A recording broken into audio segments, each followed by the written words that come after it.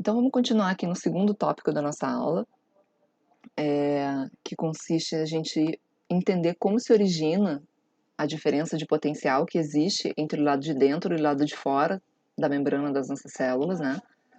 Que existe no interior das nossas células com relação ao meio exterior. Como se origina, então, e a que se deve esse potencial que se estabelece na membrana das nossas células. Então, para a gente começar, alguns conceitos de física básica, né? Então, só relembrando que a diferença de potencial, ou DDP, né? É também denominada de tensão elétrica, né? Quando, então, em dois compartimentos isolados eletricamente, eu tenho distribuição diferencial de cargas, né? Então, eu tenho uma diferença de tensão elétrica, também representado pela letra V, né? O que é então corrente elétrica, né? Quando tenho movimento ou fluxo de partículas ou íons carregadas eletricamente em um condutor de forma ordenada. Isso é a definição de corrente elétrica. Para que exista corrente elétrica entre dois pontos, deve existir então uma diferença de potencial entre esses dois pontos. Se não houver uma diferença de potencial elétrico, se não houver uma distribuição desigual de cargas elétricas entre esses dois pontos, não há movimento, não há movimento líquido de íons entre esses dois pontos, né? Pode haver um íon saindo e um íon entrando, né? Não quer dizer que não há troca entre esses dois compartimentos, mas não há movimento líquido de íons, né? Não há corrente, não há movimento de grande quantidade de íons entre esses dois pontos, né? O que mais que a gente vai ter que revisar? Um dispositivo capaz de manter uma diferença de potencial entre dois corpos ou compartimentos é denominada gerador, né? Então, o que a gente tem aqui, como em todas as nossas células, né, a membrana das células, como a gente já viu, não permite a passagem livre de íons através dessa membrana, né? Então, ela atua isolando esses dois compartimentos, o extra e o intracelular. Então, ela atua como um isolante e atua como um capacitor. O que quer dizer isso? A membrana celular, ela é tão fininha que permite que os íons de um lado da membrana interajam eletrostaticamente com os íons do outro lado da membrana. E é por isso que essas cargas líquidas no interior e no exterior da célula se acumulam na região da membrana plasmática, porque elas se atraem, né? Íons de cargas opostas se atraem, então ficam próximas à membrana celular, né? Interagindo eletrostaticamente com os íons que estão do outro lado. Então, essas são as características da membrana das nossas células, né? Então, o que acontece é que a gente tem, imagina que a gente tem uma pilha, né? Qualquer pilha funciona dessa forma. A gente tem, então, um extremo dessa pilha é o polo de carga negativa, né? Que acumula elétrons aqui, que acumula íons de carga negativa.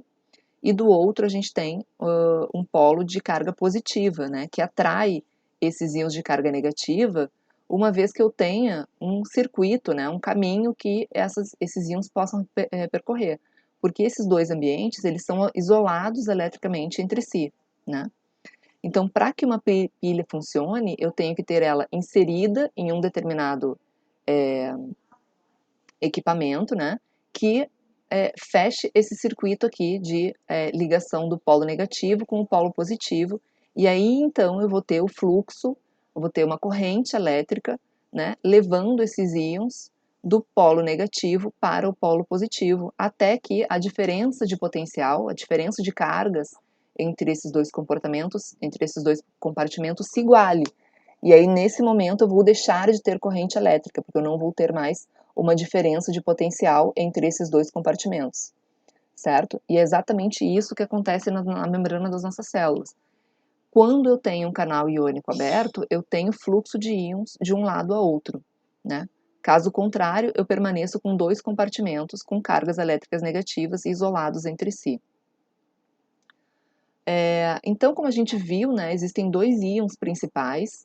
É, na verdade, existem diferentes concentrações iônicas para cada íon do lado de dentro do lado citoplasmático das nossas células e do lado de fora das nossas células, então as concentrações são muito diferentes para todos esses íons aqui que a gente olhar.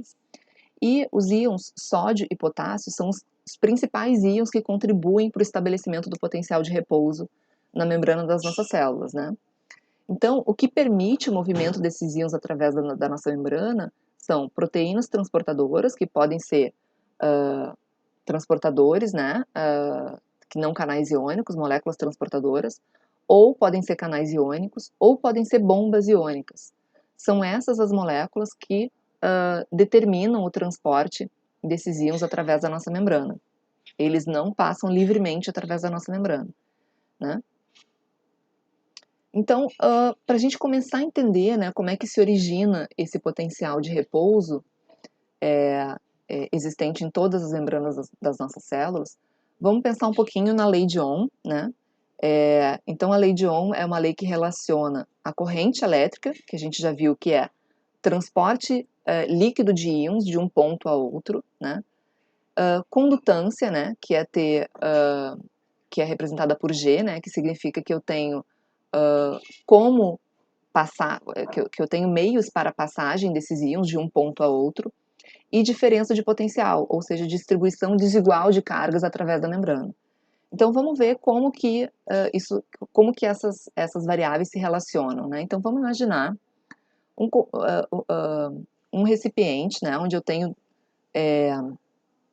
dois compartimentos isolados aqui por uma membrana plasmática, né? Um deles representando o lado de fora da célula, onde eu tenho uma maior concentração de íon sódio e um ânion qualquer de carga oposta ao íon sódio, né, de carga negativa, de forma que esse recipiente, esse lado aqui do recipiente, ele é eletricamente neutro, porque eu tenho o mesmo número de cargas negativas e o mesmo número de cargas positivas, e um outro lado desse mesmo recipiente, né, do outro lado da membrana, a gente tem uma menor concentração de íon sódio e um número de ânions, né, igual ao número de íon sódio aqui, de maneira que esse recipiente também é eletricamente neutro, porque para cada íon sódio eu tenho um ânion né, correspondente, deixando então esse compartimento também eletricamente neutro. O que acontece aqui? Eu tenho diferença de concentração entre esses dois lados do íon sódio? Tenho. Eu tenho diferença de potencial entre esses dois compartimentos? Não, porque ambos são eletricamente neutros, né? Então eu tenho o mesmo número de íon sódio e de um ânion qualquer aqui e mesmo número de íon sódio e de um ânion qualquer aqui. Então não, a minha diferença de potencial aqui é zero e ambas as soluções são eletricamente neutras, tá? Agora vamos imaginar que a gente coloque nessa membrana aqui um transportador exclusivo para íon sódio, né? Então esse ânion, ele continua sendo incapaz de atravessar a membrana de um compartimento para outro. Agora eu só tenho permeabilidade aos íons sódio. O que vai acontecer? Esses íons sódio, eles vão se difundir do meio de maior concentração para o meio de maior concentração. Por isso eles vão do lado de fora da célula para o lado de dentro da célula. E conforme isso acontece, eu vou ter mais íon sódio entrando, mais cargas positivas entrando, e o mesmo número de ânions aqui do lado de dentro da célula. Então, com isso, o interior vai ficando levemente positivo com relação ao exterior. Então, o que acontece aqui? A diferença de potencial vai aumentando, né? Eu tenho corrente iônica nesse caso aqui? Tenho. Eu tenho movimento líquido de íon sódio do lado de fora para o lado de dentro da célula. Eu tenho condutância nesse caso? Tenho, porque eu tenho uma forma desses íons de sódio atravessarem de um lado para outro, que é exatamente a presença desse canal de sódio. E eu começo, então, a ter também uma diferença de potencial se formando, né? Então, aqui eu tenho uma diferença de potencial maior que zero, porque eu tenho um acúmulo de cargas positivas do lado de dentro da célula e um acúmulo de cargas negativas do lado de fora.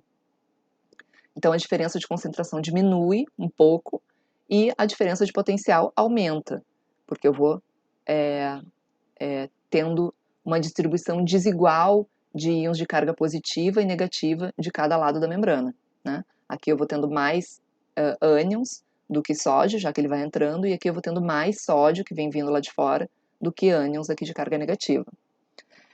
O que acontece se esse canal continuar aberto é que vai chegar um momento em que a força, né, elétrica, a força química, na verdade, que determina, né, que é gerada pela diferença de concentração dos íons sódio do lado de fora e do lado de dentro da célula, essa força que faz com que o sódio tenda a entrar na célula, essa força ela vai ser contrabalanceada pela repulsão elétrica que todas essas cargas positivas aqui vão ter sobre um íon sódio, que é um íon positivo, né?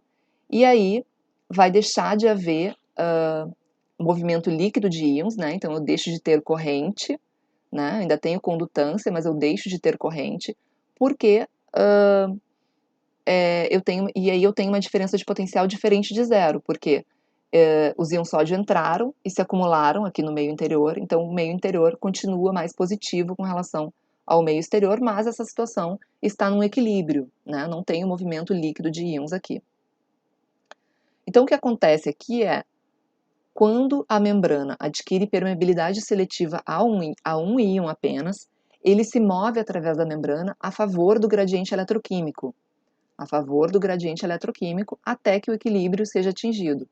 Então aqui o gradiente químico determinava que o sódio entrasse, até que a força de repulsão por as cargas positivas fosse igual ao gradiente químico do sódio, né? Então, esse equilíbrio ele é atingido quando a força eletrostática é igual à força associada à diferença de concentração do íon. Então, isso que eu falei, a força que empurra o íon sódio para entrar na célula é igual à força de repulsão das cargas positivas com relação ao íon sódio, né? Então, nesse caso, o Vm, que é o potencial de membrana da célula, é igual ao potencial de equilíbrio do íon, tá? E esse potencial de equilíbrio do íon, ele é determinado pelas concentrações do íon sódio dentro, fora e dentro da célula. Vamos ver mais um exemplo aqui, né? Então, a gente tem de novo um recipiente com dois compartimentos separados por uma membrana. Essa membrana não tem ainda nenhum transportador nela. E o que a gente tem agora é um íon potássio em maior concentração no interior da célula e menor concentração fora, e um ânion de carga negativa, né, aqui um ânion qualquer, em igual concentração ao íon de carga positiva, tanto no lado de fora quanto no lado de dentro. Então, de novo, aqui eu não tenho corrente elétrica de íons para nenhum lado, porque essa membrana ela é impermeável a esses íons. E eu não tenho uma diferença de potencial, porque aqui eu tenho o mesmo número de cargas positivas e negativas, e aqui também o mesmo número de cargas positivas e negativas. De novo, então, se eu coloco um canal iônico seletivo para passagem de potássio, o que acontece é que o gradiente químico vai fazer com que o potássio saia do interior da célula para fora da célula, né? Até que a presença de cargas positivas, o excesso de cargas positivas do lado de fora da célula vai repulsar, vai fazer uma repulsão no potássio, né, que estava saindo da célula a favor do seu gradiente de concentração, tá? E aí, então, nessa situação, eu tenho uma diferença de potencial? Tenho, porque eu tenho um acúmulo de cargas positivas do lado de fora com relação aos ânions, e da mesma forma o interior ficou acumulando ânions com relação à quantidade de íons potássio que tinha lá disponível. Então, com isso, com esses dois exemplos, o que a gente consegue ver é que, para que se estabeleça uma diferença de potencial, que é exatamente essa distribuição desigual de cargas entre dois compartimentos, para que eu tenha isso estabelecido, eu só preciso de duas coisas. Primeira, um gradiente de concentração iônico. Eu preciso de pelo menos um íon que tenha concentrações diferentes dentro e fora da célula. E a gente já viu que isso acontece com o potássio, com o sódio, né? O potássio é mais concentrado dentro da célula, o sódio é mais concentrado fora. Então isso acontece nas nossas células. E eu preciso também que haja permeabilidade seletiva a um íon, né? Ou pelo menos uma permeabilidade aumentada a um desses íons. E a gente vai ver que isso também acontece nas nossas células, a gente vai ver isso daqui a pouquinho. Então, o potencial de equilíbrio de um determinado íon é igual ao valor da diferença de potencial elétrico que contrabalança exatamente um gradiente de concentração iônico, aquilo que a gente falou antes, né? Nesse momento aqui, eu estou numa situação de equilíbrio, porque a força que empurra o potássio para fora a favor do seu gradiente de concentração se igualou à repulsão que as cargas positivas do lado de fora da célula estão fazendo sobre o potássio que tenta sair. Então, eu não tenho movimento líquido de íons aqui nessa situação, né? Então, essa diferença de potencial aqui no equilíbrio é chamada de potencial de equilíbrio para um determinado íon, nesse caso aqui para o íon potássio, né? E esse potencial de equilíbrio para um íon, ele pode ser calculado se a gente conhecer simplesmente a diferença de concentração desse íon do lado, nesses dois compartimentos, né? Ou no caso, dentro e fora da célula. E como ele pode ser calculado? Por uma equação que se chama equação de Nernst, né? Então, o que a gente determina é o potencial de equilíbrio para o íon potássio, ou seja, em que diferença de voltagem, né, da membrana vai se chegar numa situação de equilíbrio, né? Então, isso depende de quanto de potássio eu tenho fora e quanto de potássio eu tenho dentro, né? Então, aqui a gente tem uma série de constantes, né, multiplicadas pelo logaritmo natural da razão entre a concentração de potássio fora da célula e a concentração de potássio dentro da célula. Se a gente calcular isso, né, usando os valores daquela tabelinha que eu mostrei lá no início da aula, que tinha as diferenças de concentração de potássio dentro e fora da célula, então se a gente substitui isso aqui, se não me engano é 145 a concentração de potássio fora e 5 a concentração, não, 5 a concentração de potássio fora e 145 a concentração de potássio dentro. Né? Se a gente substitui isso aqui, né, o interior é 20 vezes mais concentrado do que o exterior, e usa as constantes aqui da equação, né, a gente vai ver que o potencial previsto de membrana para que o potássio atinja o equilíbrio é de menos 80 milivolts, né. Bem, os potenciais medidos na prática, eles variam entre menos 50 e menos 80. Eles estão bem próximos até desse valor do potencial de repouso do potássio, né? E se a gente considerasse uma membrana permeável exclusivamente ao sódio, usando então ali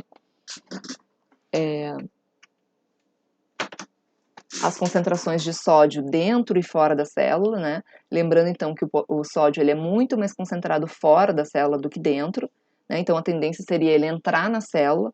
O potencial de equilíbrio para o íon sódio seria positivo, seria de mais 62 milivolts. Né? E a gente sabe que isso não acontece, então o interior da célula ele é negativo com relação ao exterior.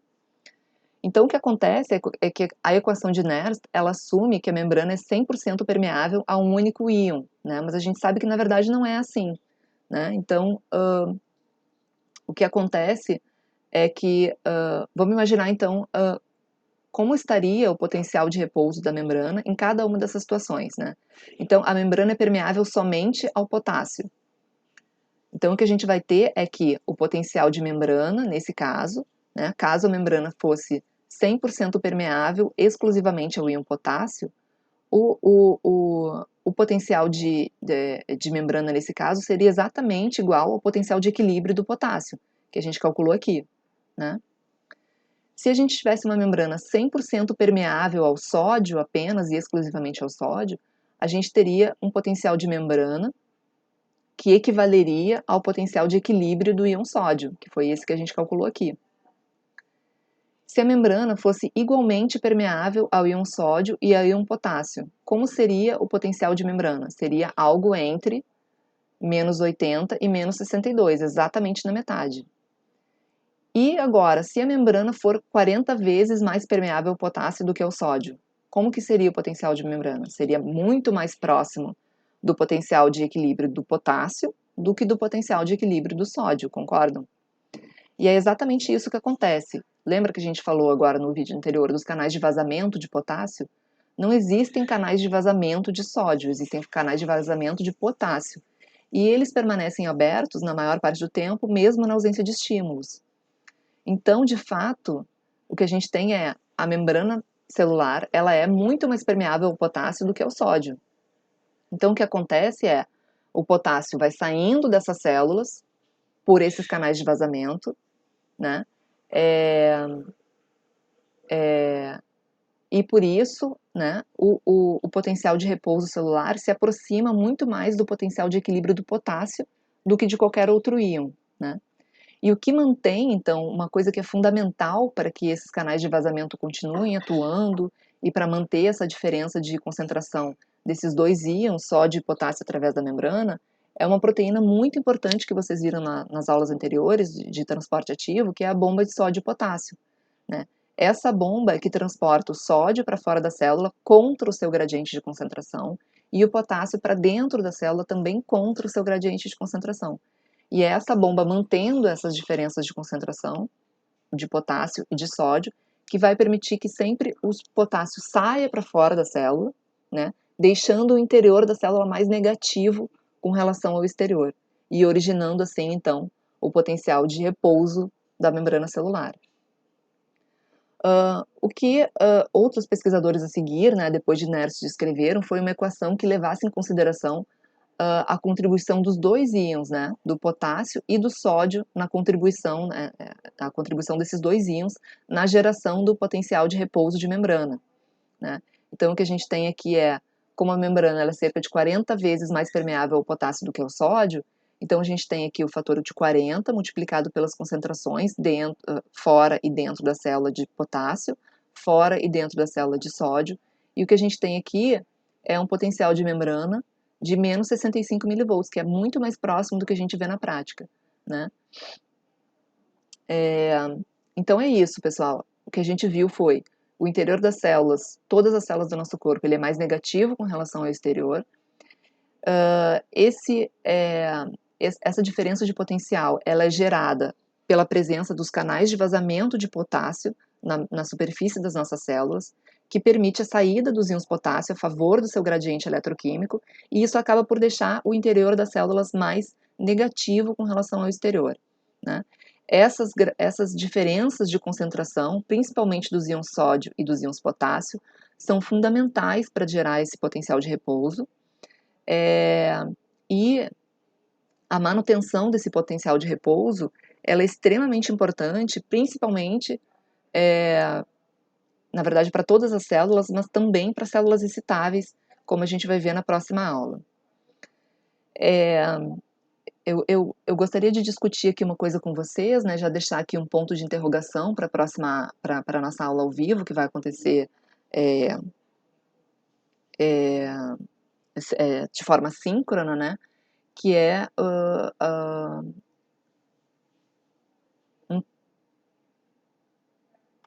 peraí um momento.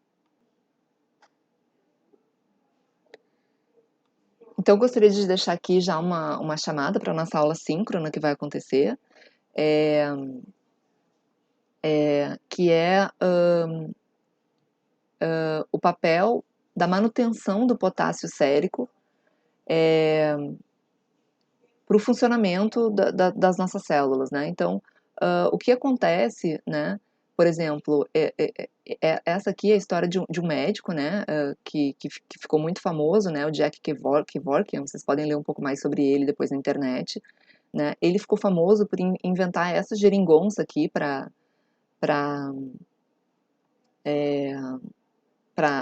como se fosse um equipamento para permitir a eutanásia de pacientes, né, que manifestavam vontade, que tinham doenças degenerativas e que manifestavam vontade de acabar com a sua vida, né, e ele fazia isso por uma situação muito simples, né, a pessoa se auto-injetava com cloreto de potássio intravenoso, né, e isso acabava por gerar uma parada cardíaca. Então eu vou disponibilizar também um texto que vocês podem ler aqui na plataforma, e o objetivo é que a gente discuta isso na aula síncrona. Então, eu queria ouvir de vocês o que vocês esperam que o aumento de potássio sérico causa, né, nas células, né, como ficam, como os fatores que a gente viu aqui nessa aula e na aula anterior, como eles são afetados por flutuações nos níveis de potássio sérico, né? Então, eu gostaria que vocês pensassem um pouco sobre isso e pesquisassem um pouco sobre isso, e a gente discute no nosso encontro síncrono, certo? Então, até mais, pessoal. Obrigada pela atenção e valeu!